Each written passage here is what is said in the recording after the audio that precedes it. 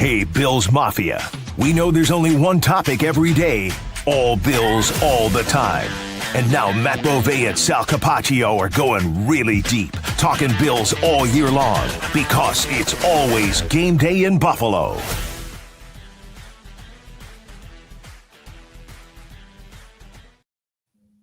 All right, well, welcome into a special Halloween edition of It's Always Game Day in Buffalo here on a October 31st, a couple days before the Chiefs take on the Bills at Highmark Stadium. Matt Beauvais, Sal Capaccio, we are live. We just decided to kind of go live today because we knew we'd do something else. We said, hey, let's go live and give everybody a chance to come in and chat and do all that sort of thing. So, hey, happy Halloween. How are you, buddy? Happy Halloween. Are you assisting with any trick-or-treating later this evening?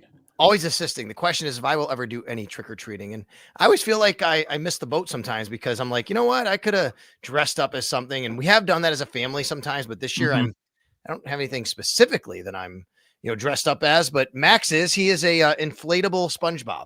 Oh, that's cool. That's fun. So what is he? Trick-or-treat, and then you just kind of like follow. We walk around the neighborhood with him. Yeah, we have a really great neighborhood for trick-or-treating. It's really cool. Like a lot of kids, a lot of people. Any houses with the big candy bars?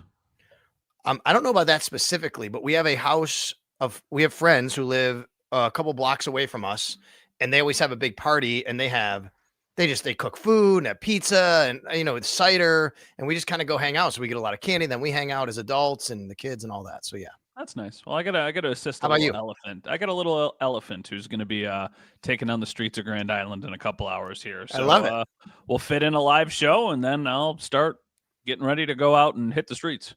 Yeah, and I think hopefully I don't know if the weather's going to be okay up there in Grand Island. I think it's supposed to be okay now. I think it's supposed to be okay now here too. So welcome into the live stream. We appreciate you coming aboard here on a Friday. We just found out moments ago, unfortunately, the Bills have now listed Taron Johnson as questionable for this game against the Kansas City Chiefs. Now, it could be anything, but he was listed as limited on the injury report Friday. This is not an injury that we knew about. Sean McDermott does his normal weekly radio interview with me on WGR Sports Radio 550 on Friday. He did not talk about Taron Johnson. He talked about the other three people we knew would be out, Daquan Jones, Joshua Palmer, and Shaq Thompson. But this is a new development, and of course, it's a massive development. And we don't know where it's going to go, but the Bills could be without their starting nickel. Yeah, for sure. And I think back to when I saw that it would be he's questionable, and if he can't go, I think we would assume Cam Lewis takes over in that job. Do you remember when Cam Lewis took over as the starting nickel against the Chiefs in that random Monday Night Football game in like 2020? It was the COVID year. The COVID year. Yeah. And then he got hurt, and then Taron got the job back and then never turned back. But it looked for a while like that was going to be Cam Lewis's job. Taron had gotten benched. So, yeah, I think that this is concerning because Taron Johnson is one of the better nickel cornerbacks in the league. The one thing I'll say is I do not think this has been Taron's best year. And he's been somebody we've talked about on this podcast of, hey, they need a little bit more out of that player. All that said, you'd much rather be going into this game with him than without him. You can read into this however you want. You could say, oh, maybe he got a little bit banged up in practice and they're being overly cautious, especially when you see all the stuff that the Ravens are dealing with and the $100,000 fine of them screwing around with the injury report. Maybe the Bills are just doing everything by the book and they expect him to go. Or maybe something happened at practice after Sean talked to you Friday morning, and now it's like a genuine concern that he might be unavailable. So typically on a Friday, the team has a lighter practice. So you think about, an injury on a Friday, it even seems more bizarre than an injury on any other day. But they are moving around. They are running. So anything can happen. I don't even know if we'll get an indication on Saturday if they do anything for elevations. I wouldn't expect it because, like you said, Cam Lewis can slide in there. You also have Jamarcus Ingram, who can play corner. Max Harrison's available now. So I don't even think, even if they don't elevate anyone by Saturday at 4 p.m. at defensive back, and I just want to look at the roster right now. They have they have Dane Jackson, and Dorian Strong, they can't. They only have one. It's Dane Jackson. So I don't think that would be the only one, but I don't even expect anything like that to happen, even if Taron really is on the side of not playing. I think Cam Lewis would be the primary backup to Taron if Taron can't play. I think that they will still do some sort of rotation on the boundary with Trey White and with Max Harrison. And I think in a real pinch, they would probably have Jordan Hancock step in as the third string nickel cornerback and have Poyer just kind of hold down the fort at safety. In that last game, we saw those two kind of rotating on obvious passing situations. Hancock would go in. So I think that right now that would still be the plan unless there is a Taron Johnson injury and potentially a Cam Lewis injury. But I don't think they would need to make any moves or give any practice squad elevations or something like that for this. I think that would be better suited somewhere else. I do think that the loss of Shaq Thompson is really, notable. It hurts the Bills because of what he's done this year to be able to line up as a third linebacker, or even start at middle linebacker like last week. It just gives them more options on defense. And this is a team in Kansas City where you want as many options as possible because they can spread you out. They have all that speed. They can run 3 tight ends at you. They're not like a bully run team, but without Isaiah Pacheco, he's been ruled out. They will have a more power run game with Kareem Hunt in there. Yeah, for sure. So I do think that Shaq Thompson is of the guy. Well, I don't want to go as far as saying the most notable absence because those other 2 absences that we know about are significant because the offense without Joshua Palmer has not looked good. So I would still say I think that's the most notable. But yeah, Shaq Thompson has been a really nice player for the Bills, and it kind of came out of nowhere, right? Like the Shaq Thompson injury. I know it started earlier in the week, but it didn't come after the game against the Panthers, his former team. We weren't talking about a Shaq Thompson injury or potentially him being unavailable or anything like that. So you need full go from Milano and Terrell Bernard, and you need them to have good games, which they have in the past against the Chiefs. But this has been an up and down year for both of those players. There's injury concerns with both of those players, obviously. So now you're just kind of the insurance policy that you had built in is no longer there. And if you go 3 linebackers, I just assume that it's Dorian Williams. I would agree with that. I do think this is more of a team where you'll play more nickel, but I do want to remind everybody that a couple of years ago, when the Chiefs came to Buffalo for the AFC divisional round, the Chiefs went 3 tight ends a lot. They went 13 personnel and the Bills just couldn't handle it. They didn't have the right horses. So, the Chiefs kind of, bullied up a little bit, if you will. In this particular matchup, they have the ability to spread the field. They have all that speed across the board. How much more do you expect Max Harrison to play? And would you even go so far to say that he could start over Tre'Davious White in this game? I don't think he'll start. I do think that it'll be more. I would say maybe 10 more snaps compared to what he got in his first game, which is still not nothing. I mean, that would be 1/3 of the snaps for him, 2/3 of the snaps for Tre'Davious White, assuming that there are no injuries. It's gradual, but if he looks great early on, or if there is a noticeable drop-off, maybe that changes. Maybe game situation changes, right? Maybe if they're up, they say, we know what we have with Trey, and we trust him to not make a crucial mistake. If they're down and they're playing catch-up, maybe they think, we need somebody who can be an explosive playmaker and maybe make a huge play for us. And we think Hairston has a better chance of doing that than Tre'Davious White. So I think game script matters. I think we will see him more, but I don't think it'll be like a full-time he's the starting guy. So wouldn't you think, though, in this, do you think it could matter the fact that they are playing Worthy and Rice? Because I'm leaning with you. I don't think he'll start. I also don't want to rule it out. I think what we saw last week from him, how much he played right away and how well it looked like he acclimated, the fact that they have Worthy and Rice and all that speed, I'm not going to rule out maybe Max Harrison being on the field before Tre'Davious White in this game. I don't know if I would rule him out being on the field to start the game, but I don't know if I would say it's likely he plays more snaps than Trey. Maybe you have a flip of last week or something. Maybe. Right. Yeah, maybe it's a game of chicken. Maybe you start with Hairston and see how they counter, right? And if it's like you like how maybe they give Hairston the chance to earn playing time. Maybe he starts the game, and if he looks good, they say, Max, you're in there until you make a mistake. And if he doesn't make a mistake, maybe he stays in there. I don't think that's going to happen, though. They just tend to be a little bit more cautious with this stuff. How about at safety? How much more time do you think Jordan Hancock gets in this game? It's the same thing because they trust Poyer. They do. So that's the tricky thing. It would be a real philosophical flip for them to just go to Jordan Hancock. So that's why I still think it'll be similar to what we saw against the Panthers. Yeah, you're probably right, but with all that speed on the field, I do wonder if the Bills get to it a little bit more often. Maybe not quicker. Last week it was the 3rd play of the game. They did it, but I agree with you. The way that Jordan has kind of, as I've said all week, settled down the defense last week, I felt like that was a big deal. So we'll see where that goes right there. Daquan Jones ruled out by the Bills as well. Larry Ogunjobi, of course, Ed Oliver's out. We know that he's on IR. Larry Ogunjobi last week, he has his first action as a Buffalo Bill. So does Michael Hoyt. And I'm really excited to see what they do with Michael Hoyt again in this game, because this is the kind of game I think that you have Michael Hoyt for. I think this is the kind of game where, Patrick Mahomes scrambling around. This isn't Andy Dalton sitting in the pocket. You can try to, move some things around and kind of not know in disguise and maybe come from anywhere. And I think this is the kind of game where Michael Hoyt could play a factor, just like he did last week, but in a different way. I keep thinking back to, did you watch the Chiefs game against the Commanders on Monday Night Football?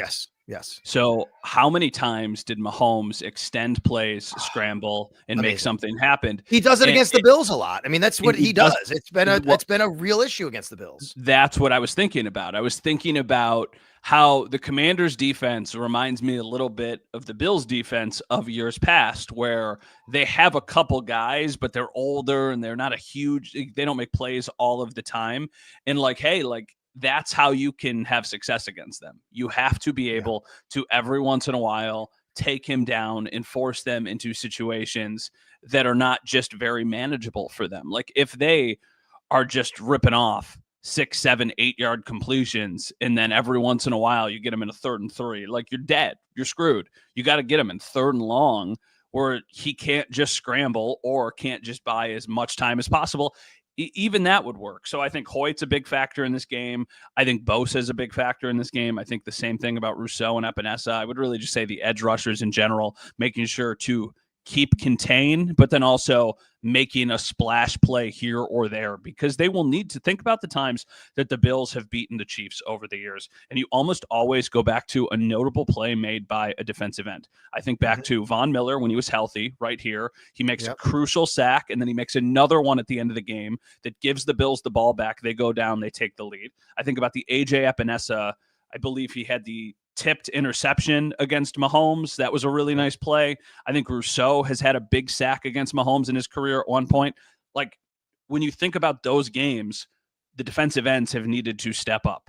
Obviously, I'm not breaking any news here. It's just that's a consistent thing that you need to see happen. And with no Ed Oliver, they're not getting a bunch of pressure from the interior.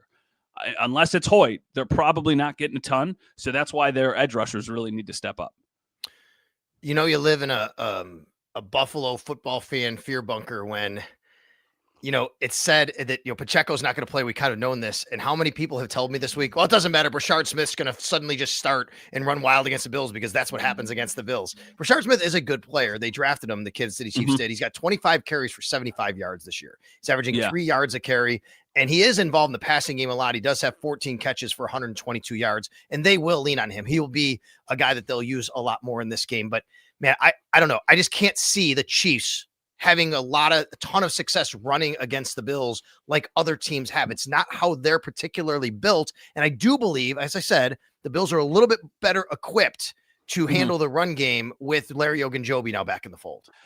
The one thing I'll say, this might be a little bit of a hot take. I almost think it hurts the Bills that Pacheco doesn't play, because I think it makes the Chiefs pivot away from running the ball. I think that they're going to probably throw the ball more, be more content throwing the ball, and I don't think that's what you want. I don't think that's how you want to try and go against the Chiefs. If Pacheco is getting 3.5, 4 yards a carry, you live with that. And, he was going to get his touches, and you just say, okay, we have to play good situational football otherwise. I just don't think that's the game that you want to get into with the Chiefs, especially when you consider what I think the offensive game plan for the Bills is going to be. And it's going to be very much continue to run the football, try and attack the middle of the field, play action, all of that stuff. That usually keeps games relatively tight and keeps the game script where you need to make a play or two. So that's why, I think it wouldn't be a bad thing if the Chiefs had Pacheco. You could say, okay, but he's killed them before, and I'm willing to listen to that as well. Them, but I do think anytime you take away your starting running back, that hurts a team, right? I mean, they've been more of a running team by committee. Mahomes is actually their number one. Their leading, he was, I think, up until last week, their leading rusher. Kareem Hunt does a lot for them more in short yardage. Yes. And that's where they and he's had a nice little rejuvenation here. So I don't know. I think that if you could take away a starting running back, that's always a good thing. I understand your point about philosophically, but if they're going to throw successfully, they'll do that anyway. I mean, that's kind of how they're built and what they want to do. We do have a good question here from Brent, who says, any concerns with Kincaid for the game? He seems like the only player who can get open consistently. No, he's off the injury report. He is he's full go. There's no concerns that I know of with Dalton Kincaid, Matt. Yeah, I don't think so either. I think Kincaid is a big addition for the offense. I think that they have missed him, especially if the Chiefs start to play a little bit more man, because Kincaid has proven that he can beat man at times. That's another interesting element to this game is, what do the Chiefs do? What do the Bills do? I think that Kincaid is a big addition for them, but I still think that this needs to be don't try and fix what isn't broke. The offense right now is James Cook. The offense is running. The offense is attacking. For the Chiefs, I've watched and listened to a lot of really interesting breakdowns of this game from just, people who are grinding away at the film. And I really appreciate that, because I think it makes all of us smarter. And it seems like the general consensus is that the Chiefs are good at defending the run on the perimeter, but are very vulnerable at the interior. And I think for James Cook, one of the biggest ways we have seen him evolve is he can be a between the tackles running back, and the Bills can have success there. So I think that needs to be the Bills' game plan. It needs to be trying to let James Cook, no pun intended, let him to a rhythm, and then take your shots accordingly. And then when they're playing man, maybe that's when Dalton Kincaid wins a matchup. Or if they're playing man, maybe that's when they turn their backs. And if there's not a spy, that's when Josh Allen starts to take off, because we haven't seen that this year. That seems to be saved for games like this. Josh starting to run again. Yeah, they're a good run defense. They're not a great run defense, but they're good. Teams have had some success. The Ravens really ran on them by a lot, which kind of throws the numbers off. But the last few games, they allowed Washington only 3 yards a carry, Las Vegas 2.3, Detroit 4.3, Jacksonville 4.2. I mean, it's been tough sledding against that defense. The one thing about the Chiefs defense, because let's flip it to the Bills offense here for a second. One thing about the Chiefs defense that I hear from people in Kansas City is they're not really getting much of a pass rush this year, right? They're not really getting home a lot. And yeah, Karlaftis is a nice player. We know Chris Jones is great at what he does, but they're not really getting home. And that's where, Matt, I just go back to the whole discussion we've had about the Bills offense, which is, man, if Josh can have just a little more time, you got to get open and you got to make plays. And I agree with you. Running the ball is what you lean into. It's what you're great at with James Cook. But this is a game where maybe the Bills can have an ability for Josh Allen to not bail on the pocket and find somebody open and make some room downfield. Well, they don't have many guys who can do that, which is why on Wednesday we were talking about the possibility of Gabe Davis even being elevated for this game. The fact that he didn't practice today means that ain't going to happen. He's not playing. Sean McDermott confirmed he's not playing on Sunday. Okay. So so that's not a thing. Not that I thought it was like some big crazy pie in the sky idea for the Bills to have success. They're going to need somebody to step up. And right now I don't know who it's going to be. Like, you like Shakir in the role that he's in, but somebody else needs to make a play, because think about the regular season game last year. The wide receivers that made plays, Amari Cooper with 2 big catches in the sideline that were huge for the Bills. Curtis Samuel, I believe, had his first touchdown as a Bill against the Chiefs on a play where Josh kind of like rolled out to his right. Samuel broke free and then was able to score after that. Then in the playoffs, it was Curtis Samuel again. It was Mac Hollins on a couple instances. Like, they're going to need somebody, an unlikely hero, to step up. Did you see the picture of the bishop handing the Pope a Bills jersey? I have, yes. Did the number 14. So maybe this is a Tyrell Shavers legacy game. Tyrell Shavers legacy game. Okay. Maybe we come away from this game going, that was the Tyrell Shavers game, like years down the road when we talk about, because I was just thinking about some old Kansas City games. Remember the Jeff Toole game? Yeah, I do. Yeah. Jeff Toole threw a pass that was returned 100 yards the other way for an interception because Stevie Johnson fell down on the route at the goal line. I remember that. I remember that. Do you remember the Bryce Brown game? Yep, I do. The ball punched out just as he's getting to the end zone, and it goes right to Scott Chandler, who can't handle it. It's a touchback for the Chiefs, and the Bills wind up losing the game. Yeah, I also remember 2017 when the Bills had just gotten their doors blown off, I believe, by the Chargers, and they went back to Tyrod, and they won that game against Kansas City. They did. Trey White had an interception at the end of that game. That was Alex Smith playing quarterback, and that was Mahomes on the team, but he wasn't playing yet. They had drafted. That was Alex Smith still. That's right. That was Alex Smith. Okay, so what do the Bills do at wide receiver without Josh Palmer? And we know now that there is not going to be a Gabe Davis elevation. Do they just roll with 5? Shakir, Coleman, Samuel, Moore, and Shavers? I would think that would be the case. And they've done that this year. You do have Christian Wilkerson and Stephen Gosnell on the practice squad. I wouldn't think one would be elevated, but you never know how they want to roll things here. And that being said, with everything going on with Keon Coleman this week and talk about him, and then the Steve Smith comments, do you expect Keon Coleman in some way, shape, or form to be a factor in this game? He's going against Worthy. We know about, that matchup and the trade and all that. You got the comments from Steve Smith. He's aware of them. He was asked about them. He didn't have a comment about them. The Bills are aware of them, I'm sure. Is this something that leads to maybe Keon Coleman being, I don't know, highlighted, featured, or having some sort of game? No. I mean, if Keon Coleman has a big game, it's because they don't have a ton of other options and he still has upside more so than the other options that they have. I would hope that it does not take this to motivate him, but I do think that this should motivate him. I think that the way somebody who is a very successful wide receiver in this league and who has a platform is talking about him should maybe light a fire under him. But there have been other people who have said similar things about Keon Coleman over the years, and it has still led to an incredibly inconsistent player who struggles to get separation. So I think that there's a chance Keon makes a couple plays in this game, but I don't feel strongly like, oh, this is going to be a big-time Keon Coleman game. Right. Could it? Sure. I just don't think that's what's ultimately going to happen. I think this might be what Keon is. Keon is a guy who makes splash plays and occasionally has a big game or two. It was kind of like Gabe Davis once Joe Brady got here, where it was like 0 catches, 6 catches, 0 catches, 0 catches, 7 catches, 0 catches. Like, it almost feels like that's kind of the role that Keon is now in. Yeah, that definitely feels like that. In the meantime, last week when there was a lot of talk about unlocking Keon and the week off and see what happens, that really didn't happen. But there was other opportunities for guys like Curtis Samuel and Elijah Moore, and that didn't happen either last week. I mean, whether it's Keon Coleman or someone else, one of these other receivers needs to do more than what they've been doing. Yeah, definitely. Definitely. And the only thing that you have going for you is that Kincaid should create some more favorable matchups for some of the receivers. And if the pass rush isn't getting home for the Chiefs, then the Bills should be able to have some success in the passing game. Sal, all of a sudden I just went full screen for some reason. Wait. There we go. Wait. No.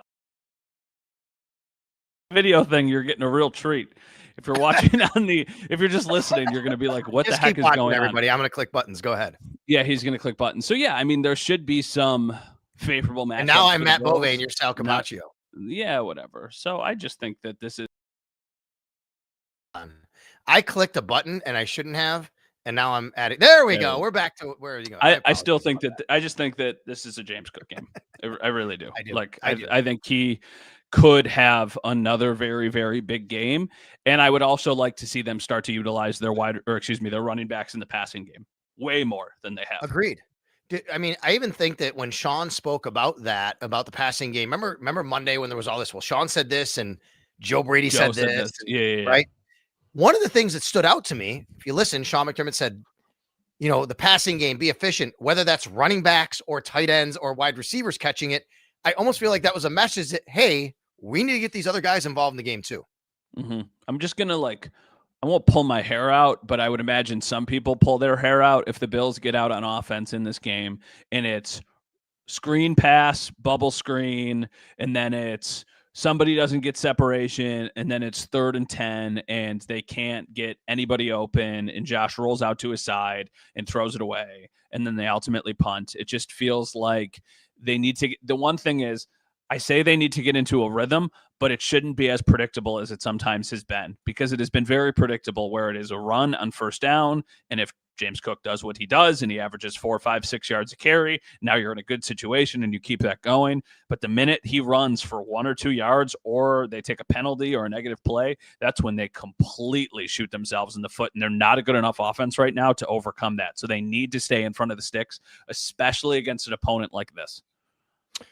All right. Well, Bills take on the Chiefs 4:25 p.m. We're going to know the result of the Patriots game before the Bills kick off. And I will tell you, if the Patriots win against the Falcons, which they are favored, it's going to ramp it up even more of how important it is for the Bills to win this game against the Chiefs, because the Patriots then could be 2 games ahead of the Bills with a game head-to-head, obviously. If the Falcons happen to upset the Patriots, boy, it's like right there for the Bills to kind of leap and go back to where they feel like they rightfully belong. Yeah, the one thing I'll say is as I was watching on Thursday night, I was flipping back and forth between the Sabres game and the Ravens game. And then when the Sabres game ended, I went back to the Ravens game. And, the Ravens looked like the Ravens we thought we were going to see. The Dolphins are also just a mess. But they put up the Ravens schedule, and there's that December Ravens against Patriots game that all of a sudden becomes very interesting for both teams, because I feel like there could be a world where, depending on what happens between now and then, Bills fans are going to be very conflicted about what they want in that game. Because if it's still really, really close, Bills fans will want, of course, the Patriots to lose, and they want to give themselves a better chance. But what if the Ravens are sneaking up like they're going to be the 7 or the 6 seed in that game? All of a sudden, are you thinking about trying to avoid that team, or what you need to do to not play against the Ravens? Really, really interesting. So, yeah, I think that the Patriots, I'll say this, the Falcons getting waxed the other day makes me feel better about their chances against the Patriots this weekend. Yeah, I think that I agree. I think that there's a chance. What other games are we looking at this weekend? Real quick, let me just take a look at the schedule. Oh, yeah, Colts, Steelers. I would think if you're a Bills fan, you want the Steelers because the Colts are the team you're kind of chasing at the 1 seed. But, Matt, there's an argument to be made. Well, with the Ravens surging right now, maybe you want the yeah, I don't know. Well, I get that was still lent to the Steelers. You want the Steelers to win that game. You want the Steelers to win the game, right? Okay, you want the Steelers to win that game. What's the one I was thinking of? Hold on, there's another one here. I'm thinking maybe you want something else here. Broncos, Texans. Okay, that's the one I was thinking of. Do you want the Broncos to win to keep the Chiefs down and keep separation, or do you want the Texans to win to allow another team to kind of come back a little bit, who's ahead of the Bills right now in the overall conference standings? That one doesn't move the meter for me enough. I hear what you're saying, because if the Broncos lose and the Chiefs win, are they all of a sudden in first place? If the what? I don't think so. Broncos lose and the Chiefs win. Oh, you know what? Because they haven't played each other yet. And by the way, they still have to play each other. They do. The Chiefs have their bye after this week. And then they play the Broncos right after that. So right now, I'm just not. Yeah, so it'll be 6-6. They will be 6-3 and 6-3. So I'm just not buying into the Chiefs are going to win the AFC West, right? Like, it's going to happen. They're not going to be a wild card team. This team is very, very good, right? Wouldn't you say the consensus is the top 4 teams in the AFC in no particular order are the Chiefs, the Colts, the Patriots, and the Bills? And however you want to stack those teams up, those are right now the top 4 teams in the AFC. You aren't going to right now, but you're not going to put the Ravens there? You don't think the Ravens, a healthy Ravens, is in that conversation? I do. Ravens are healthy now, and they're starting to play like it. Yeah, I would say, like, if you had to play one game, you would want to avoid them. But because they are coming out of such a drastic hole, if they have, I think they're 3-5 now, right? So they're 3-5. They have to finish the year 7-2 to, like, really have a good shot at making the playoffs. And while that is absolutely feasible, that division is weird. It's always weird. I think they still have 5 AFC North games left. For some reason, that division, there's always a weird game in between where, like, they lose to the Steelers or they lose to the Browns, or it feels like something weird always happens. The other thing is, like, they get injured a lot, and Lamar has not stayed healthy for all of his career. So banking on them going 7-2 also means banking on the health. And that's a bit risky for my liking. So, yeah, I think, like, if the playoffs started tomorrow, you would want to avoid the Ravens at all costs. But there's a long way until that happens.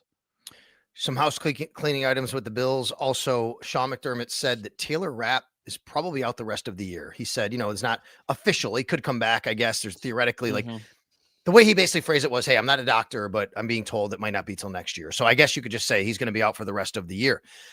We have some questions that have come in about the Bills maybe going out and looking for a safety. Do you think the Bills want to do that? Go outside and look outside the organization for a safety? I know Budda Baker's name has been mentioned. Yeah. I mean, but look, someone wrote something about Budda Baker being a possibility for the Bills. Mhm. I don't think that was a report. That was an opinion, right? No, it was an opinion. It was Ben Solak Okay. saying that this would Yes, make correct. sense for the Bills. They should be open to every. You know what's Sure, I interesting? agree. It's interesting because I think Sunday will dictate a Mhm. lot. I do. Like, I think that Yep. if the Bills win, I think that puts a bit, surprisingly, I think it puts more pressure on the front office to make a move or two because it shows like now's the time. Let's go for it. If it's a close game, I feel Right. about as I do now, regardless, win or lose. I think it's like, okay, you got to get better on the roster. If they get blown out, maybe it's a sobering reality check. And the Bills are like, you know what? We're just going to roll with this group and maybe we'll get hot at the right time. So also from Sean McDermott, Matt Prater, who's been limited the last couple of days with a calf injury, he thinks should be okay to kick. He was asked, I asked him, and then the media that he met with afterwards followed up with the same question, basically about, Tyler Bass. He says he's off to the side working, things like that. He's doing everything he's supposed to be doing. I do wonder where it goes eventually, but I don't think it's anything to worry about this week. It looks like Matt Prater will be available to kick in this game. For the Kansas City Chiefs, no Isaiah Pacheco, no Josh Simmons, which still is a very, very weird situation, I guess I'll call it, even though they're calling it now a family matter, it was before a personal matter. And even the owner said we're optimistic he's back with the organization. I mean, I think that's just odd. It is, but I'm just hoping everything's okay. Yes. With his family or whatever could be going on, because that to me reads like, something is happening that's, more important than football. So that's a notable loss for the Chiefs for sure, but they've been without him for a little while now. So it's not like that was something that was out of left field. This is going to be a great game. It should be a great game. It's going to probably be a close game because it feels like they always are. I think when they've played each other, only 2 of the 9 games have not been one-score games, I think. Maybe 3 if last year they won by 9, so I guess that one would count as well. It should be a great game, and, the Bills are a different team in Orchard Park, so I do think that that's a notable little element too. So listen, so there's somebody who said, and I agree with this, as far as the contract is concerned, you'd have to redo the contract. Buda Baker, Todd says on the books for 16 mil next year, 14 the year after he's 29. And I agree with that. Like the contract as it is, you could not retain. Right. But it doesn't work like the NHL. You can't just retain salary in the NFL. You have to literally restructure the deal before the trade is made. Right. No, for sure. And that's what I'm saying. Like, I can't imagine that the Bills would be willing to take on that. No, I agree. And that's base salary, by the way. So that is correct. And I agree with that. Okay. Before we wrap up the show today, want to remind everybody, Tuesday night, November 18th, this show, it's always game day in Buffalo, is going to be live. And we're going to be out at Batavia Downs. Okay. Come on out. Batavia Downs for all of you in Rochester, Buffalo, Batavia, and the area. It's a great spot for everybody to kind of come together. We're going to be doing this show live 2 days before the Bills take on the Houston Texans on Thursday Night Football. It's going to be a great time, Matt. Yes. I'm excited. I'm very excited. The timing of that is perfect just because there will be a lot of stuff that happens between now and then. So that'll be, so we've got the Chiefs game this weekend. We've got the Dolphins game the following weekend. And then it's the Bucs game the weekend after that. That's right. Yep. I think. That's right. Okay. So, 3 very interesting games in all different layers, and we'll see where the Bills stack up at that point. I always think Thanksgiving, that range, is another kind of you said this week Chiefs, it goes Chiefs, Dolphins, Bucs. Chiefs, then Dolphins, Texans, Bucs, then our show, then it's the Texans, then they have that like mini bye week, and then the Steelers. That's correct. I think that this is a tough stretch for the Bills because I think the Bucs are good. I think Chiefs obviously are very, very good. The Dolphins are weird to me because I feel like every week is something a little bit different from them. So I don't know what to expect. But I'm excited for the show. I'm excited for the Chris. I'm assuming you're going to say something about Chris Greer. I was going to ask you about real quick your thoughts on Chris Greer being fired today. Brother of former Sabres general manager Mike Greer, who's now Sabres player, Mike Greer, who's now the general manager of the San Jose Sharks. Yeah, I think that somebody or something needed to happen or somebody needed to be fired. I'm just kind of shocked it's him, right? Like, he's been the GM longer than Brandon Beane's been a GM. For sure. I'm not saying he doesn't deserve some of the it is blame. the order's a bit weird, right? Usually it's the coach. Yeah. And then you evaluate the GM after. Yeah. GM firings don't usually happen during the season, by the way. Those are after the season type things. And just watching that team, they're so dejected. They're so weird. It's just a really interesting, like, it doesn't feel like Tua has been the guy for a year and a half now. I don't feel like McDaniel's messages, whatever they are, get through to any of those guys. That's why it felt like one of those moves needed to be the thing that happened before Chris Greer. Like, are the guys in that locker room rallying around? It's also weird because the trade deadline is in 5 days. So it's like, right. Are they closed for business? We don't want you to trade these guys. I mean, I don't know. Adam Schefter tweeted some names out like Bradley Chubb and Jalen Phillips, and how these guys, maybe they're guys that they would want to move on from if they're, in a position where they don't think they're going to be as competitive this year. They actually have a mini bye here after playing on Thursday night.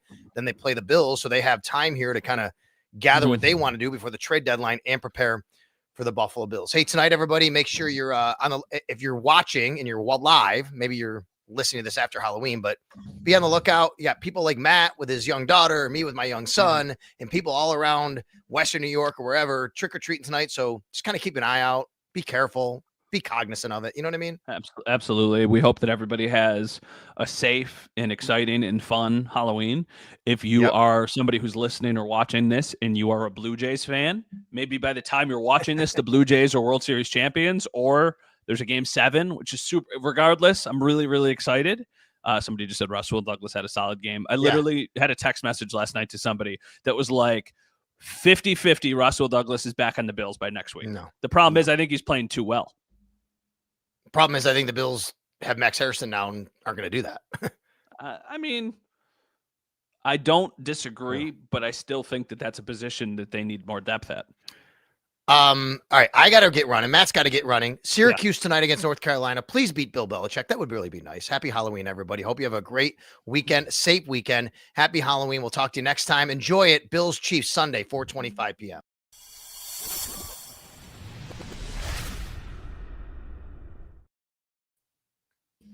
All right, dude, Matt.